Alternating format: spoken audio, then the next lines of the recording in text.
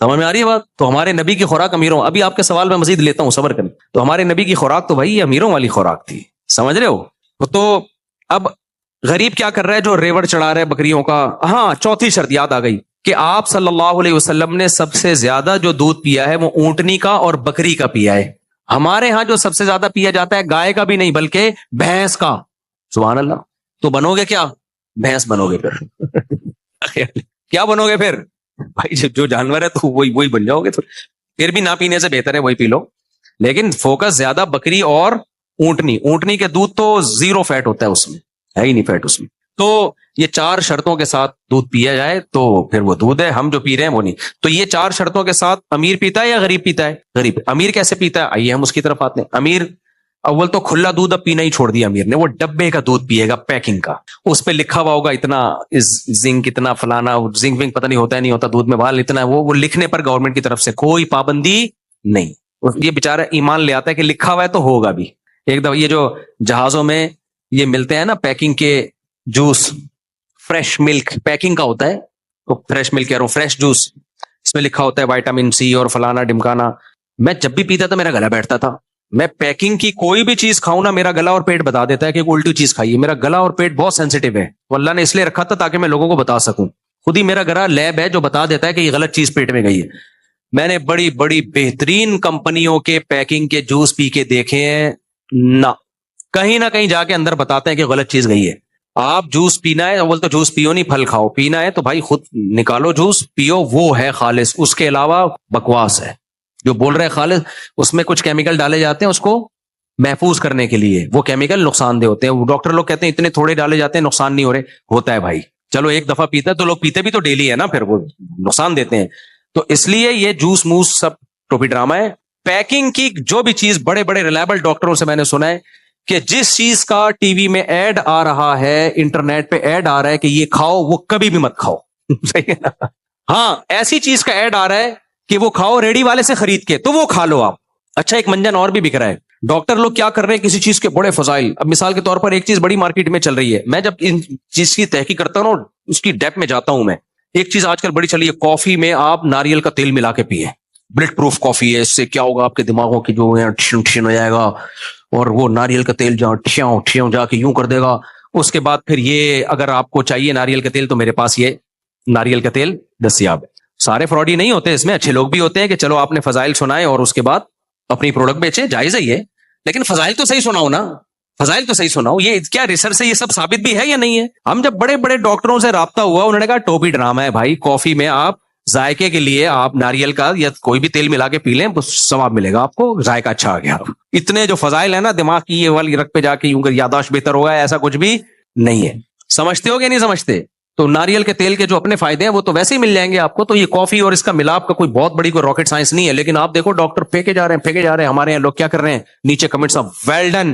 جب آپ بڑے ڈاکٹروں سے رابطہ کرو گے امریکہ میں، جاپان میں، ان لوگوں سے، اب چونکہ ہماری تو اتنی پی آر بن گئی ہے تو وہ کہتے ہیں بھائی یہ منجن بک رہا ہے، یہ کسی کو اپنی پروڈکٹ بیچنی تھی گورے کو، اس نے یہ منجن چلا کے وہ تو مر گیا، اب اس کی پروڈکٹ مارکیٹ میں کیا کر رہی ہے، اب وہ دیسی ڈاکٹر جو ہے نا وہ منجن بیچ رہے ہیں. تو یہ یوٹیوب پہ فوراً بھروسہ نہ، اچھی باتیں بھی ہوتی ہیں یوٹیوب پہ، بعض ڈاکٹر بڑے ریلائبل ہیں، وہ بہت صحیح بات کر رہے ہوتے ہیں اور اپنی پروڈکٹ بھی بیچ رہے ہوتے ہیں، تو کوئی بات نہیں، آپ صحیح بات کر کے اگر پروڈکٹ بیچتے ہیں تو کوئی اعتراض. بھائی انہوں نے بتایا زیتون کے اتنے فائدے ہیں تو خالص زیتون ہمارے یہاں سے ملے گا، تو اس میں کوئی حرج نہیں ہے کہ آپ اپنا بزنس بھی کرو اور لوگوں کو صحیح بات بتاؤ. لیکن میجورٹی اس میں 2 نمبر ہی کر رہی ہے. وہ بزنس کے حوالے سے، بزنس اپنا مقصد ہوتا ہے، اس میں غلط ریسرچ ہوتی ہے، ان کو خود ریسرچ کا پتہ نہیں ہوتا. ایسے ڈاکٹر ہیں یوٹیوب پہ، انہوں نے بتایا امریکہ سے ریسرچ پیپر شائع ہوئے ہیں، اس میں یہ ہے، میں نے امریکہ میں ڈاکٹروں کو ریسرچ پیپر بھیجے، فون کیا ان کو بتایا، انہوں نے کہا ایسا کوئی، یہ شائع ہوئے تھے 50 سال پہلے جو ایکسپائر ہو گئے ہیں، اس پہ غلط ڈیٹ لکھی ہوئی ہے، یہ ابھی کے ہے نہیں، ابھی کے یہ پرانے ہیں اور ریجیکٹ ہو چکے ہیں یہ. تو اس لیے یوٹیوب پہ آپ 100% بھروسہ نہ کریں، وہاں سے معلومات لیں، لیکن معلومات لینے کے بعد ریلائبل ڈاکٹروں سے رابطہ کریں کہ یہ معلومات درست بھی ہیں یا نہیں ہے. تو میں جلدی سے بات کو سمیٹوں، ان کی بات کو ختم کروں، یہ بہت لمبا جواب دے دیا میں نے. تو بھائی اب کیا کر رہا ہے غریب آدمی، تو 100% صحیح دودھ پی رہا ہے جو گاؤں دیہاتوں میں بکریاں چرا رہا ہے، تبھی وہ 100 سال جیتا ہے. صحیح ہے نا، اور خود بھی تو چل رہا ہے بکریوں کے ساتھ ساتھ، چلتا بھی ہے، واکنگ بھی کرتا ہے. امیر آدمی کیا کر رہا ہے، غریبوں والی خوراک کھا رہا ہے. وہ پیکنگ کا دودھ لے گا اور اس کے زبردست اشتہارات اور پھر یوں سفید چمکتا ہوا اور اس کو دکھایا جائے گا یہ پیا اور یہ ڈولے بن گئے. کچھ بھی نہیں بن رہا میرے بھائی. یہ سارے قبرستان جو اتنی اسپیڈ کے ساتھ بھر رہے ہیں نا, یہ ڈبے پہ سیٹ ہوئے ہوئے لوگ ہیں, یہ دیسی پہ سیٹ ہوئے ہوئے لوگ بولو نہیں ہے. تو ہمارے نبی نے, اچھا کارب بھی انسان کے, اناج بھی ضروری ہے. بعض ڈاکٹروں نے تو غلے کو, اناج کو نکال ہی دیا کہ بس پروٹین لو پروٹین لو. غلط ہے بھائی. پیغمبروں نے, تمام پیغمبروں نے روٹی کھائی ہے, اناج کھایا ہے. اس کے بغیر گزارا نہیں ہے انسان کا. انسان اپنی باڈی سے تھوڑی لڑ سکتا ہے, نیچر سے تھوڑی لڑ سکتا ہے, لیکن ہمارے نبی نے وہ اناج کھایا ہے جس میں کارب سب سے کم ہے, وہ ہے جو. کیا کھایا ہے؟ جو. آپ صلی اللہ علیہ وسلم جو کی روٹی کھاتے تھے, اس میں سب سے کم اور پیٹ کے لیے سب سے مفید ہے وہ. تو جو کا دلیا کھا لو, یا جو کی, میں بھی نہیں کھاتا, باتیں کر رہا ہوں میں.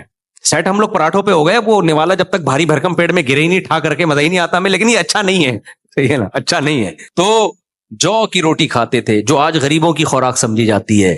غریب بےچارے گاؤں دیہاتوں میں کوئی مکئی کی کھا رہا ہوتا ہے, کوئی جو کی کھا رہا ہوتا ہے. امیر لوگ کیا کھاتے ہیں؟ گندم کی روٹی, اور گندم بھی نہیں, میدے کی روٹی کھاتے ہیں. تو غریبوں والی خوراک اصل میں امیروں والی ہونی چاہیے, سمجھتے ہو؟ تو ہمارے نبی نے. اور تیسرا, پھلوں میں ہمارے نبی نے تعریف کی ہے تو انار کی, جو روایات ہمیں ملتی ہیں, بہترین پھل ہے انار. اور قرآن نے بھی اس کا تذکرہ کیا, انظروا الی ثمرہ اذا اثمر. اللہ کہتے ہیں اس انار کے پکنے کے پروسیس کو دیکھو کیسے پکتا ہے, اتنا فائدہ مند پھل ہے انار. اس کا بھی جوس نکال کے پی لیتے ہیں, چلو نہ پینے سے بہتر ہے, لیکن بھائی انار کھایا کرو, بہت خاندانی چیز ہے.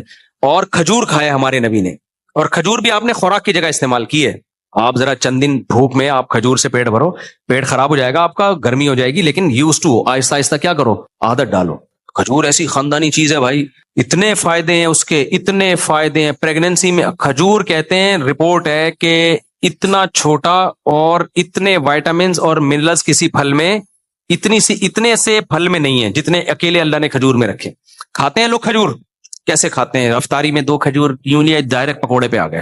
وہ تلا ہوا پکوڑا, اس کھجور سے جو تھوڑا سا فائدہ ہوا تھا اس کا بھی بیڑا غرق. اور اس کے بعد کافی پی کے جو منرلز کچھ حاصل ہوا آئرن وائرن کے, تو کافی ویسے ہی بیڑا غرق کر دیتی ہے. چائے کافی آئرن کو ٹھکانے لگنے ہی نہیں دیتے, وہ سارا باڈی, تبھی تو آئرن ڈیفیشنسی چل رہی ہے بھائی. تو کافی اتنا پی رہا ہے اور پی رہا, تو یہ ڈیفیشنسی ہی چلے گی. پھر وہ جو پیشاب بلا رہی ہے دبا کے, وہ الگ, پانی کی جسم میں کمی, بڑے مسائل ہیں. میں ڈاکٹر نہیں ہوں, میں یہ ٹاپک لے کے بیٹھوں. تو ہمارے نبی صلی اللہ علیہ وسلم کی خوراکیں بڑی خاندانی تھی. اور جو آپ صلی اللہ علیہ وسلم اکثر بھوک سے رہا کرتے تھے, تو آپ ڈاکٹروں سے پوچھو, آج تو بھوک کے فضائل ڈاکٹر بیان کر رہے ہیں. ہاں اتنا ضرور ہے کہ اتنا زیادہ آگے نہ جاؤ جتنا نبی صلی اللہ علیہ وسلم نے کم خوراک کھائی ہے, کیونکہ ہمارے نبی کی نیچرلی بہت اچھی صحت تھی, آپ کو بہت زیادہ خوراک کی ضرورت بھی نہیں تھی. تو اب لوگ ایسا نہ ہو کہ فاقے کرنا شروع کر دیں, بالکل ہی غائب ہو جائیں. 2 ٹائم کا کر لو خوراک, یا اگر 3 ٹائم ہی کھانا ہے تو 1 ٹائم کچھ ہلکا پھلکا, یعنی وہ سیلڈ وغیرہ سے پیٹ بھر لیا. ایکسرسائز کو فوکس کرو, اچھی خوراک, دودھ ہو گیا, انڈے ہو گئے, ہاف بوائل انڈے ہو گئے, دیسی انڈے اپنے خرچے پہ. مجھ سے لوگ مانگنے آ جاتے ہیں کہ اپنا مرغا ہمیں دے دو, مرغی ہمیں دے دو. اور شہد, ہاں خاندانی چیز ہے بھائی, شہد بہترین چیز ہے. شہد استعمال کر لیا آپ نے, یہ سب چیزیں کھاؤ. اب فوراً غربت کا, ہمارے پاس اتنے پیسے کہاں ہیں. جن چیزوں پہ آپ پیسہ خرچ کر رہے ہو نا, اگر پیسے نہ ہوتے تو ان پہ خرچ نہ ہوتا. پیسہ ہے, دماغ خراب ہوا ہے. تو اور یہ جو لوگ کہتے ہیں نا ہم تو اتنی اچھی خوراک کھا رہے ہیں صحت بنتی نہیں, بھائی آپ پھر کولڈ ڈرنک پیتے ہو, میٹھا. تو یہ ریسرچ سے, تحقیق سے ثابت ہو چکا ہے. کچھ تھیوریز ہوتی ہیں, نظریات ہوتے ہیں, وہ تحقیق سے ثابت نہیں ہوتے. اس خوراک میں یہ فائدہ, یہ نقصان, ڈاکٹر کہتے ہیں نظریہ ہے, یہ تھیوری ہے, ابھی ریسرچ نہیں ہے. 2 چیزوں پہ تو ریسرچ ہو چکی ہے. میٹھا زیادہ کھانا بیڑا غرق کرے گا صحت کا, یہ ریسرچ سے ثابت شدہ چیز ہے. اور دوسرا سگریٹ, یہ کینسر کرے گی. اور تیسرا میری اپنی ریسرچ ہے, ڈاکٹروں سے میں نے نہیں پوچھا, گٹکا منہ کا کینسر کرے گا. کیونکہ میں نے اپنے کئی دوستوں کو جو گٹکا کھاتے تھے مرتے ہوئے اپنے سامنے دیکھا ہے. آدھے منہ کٹ گئے ان کے, اور موت بھی یہ آسان موت نہیں ہوتی گٹکے والے کی, ترس کے تڑپ کے مرتا ہے وہ. اس لیے اپنی جانوں پہ رحم کرو, یہ چھوڑ دو گٹکے, دکانیں بند کراؤ, گورنمنٹ پہ دباؤ ڈالو, یہ بند کراؤ گٹکے کی دکانیں. اتنے خطرناک زہریلے کینسر ہوتے ہیں نا. منہ کا کینسر یار, زخم گھٹنے پہ ہو جائے, یہاں ہو جائے, برداشت کر. منہ میں زخم ہو گیا, نہ بات کر سکتا ہے اور نہ کھا سکتا ہے. بہت ہی دردناک موت ہوتی ہے گٹکے والے کی, اللہ حفاظت میں رہے گا.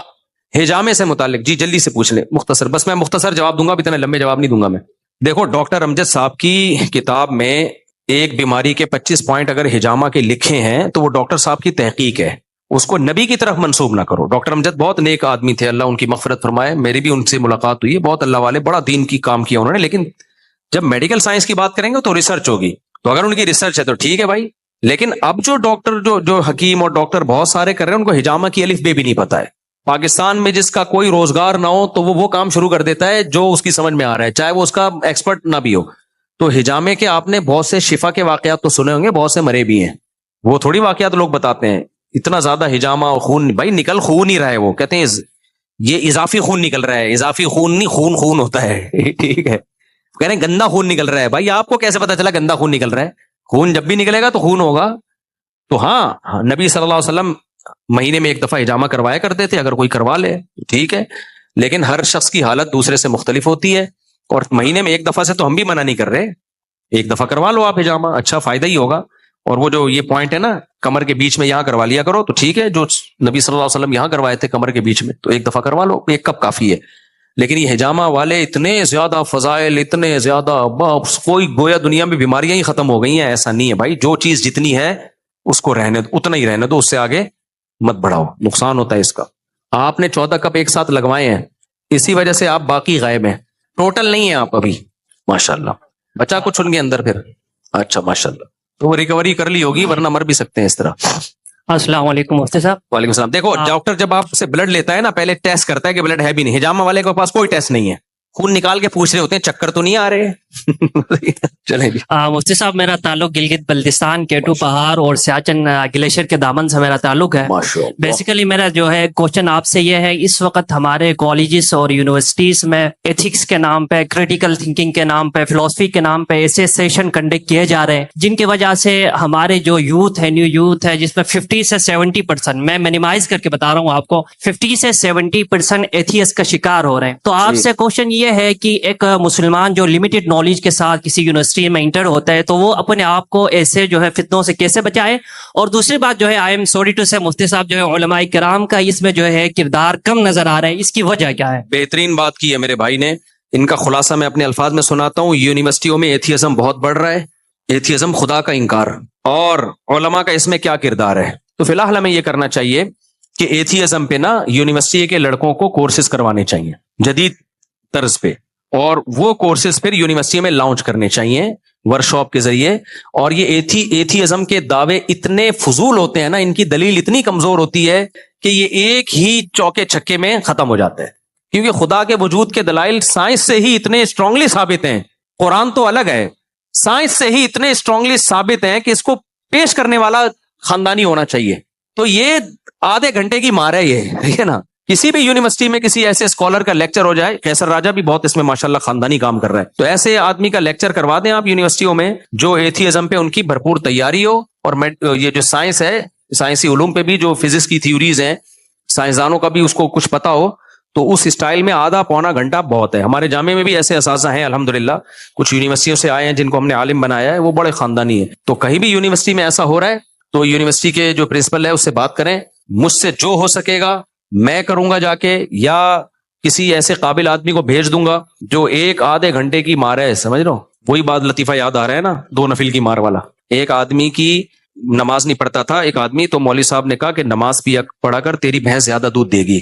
وہ آیا فجر کی نماز پڑھنے, تو جب گیا تو بھینس مر چکی تھی.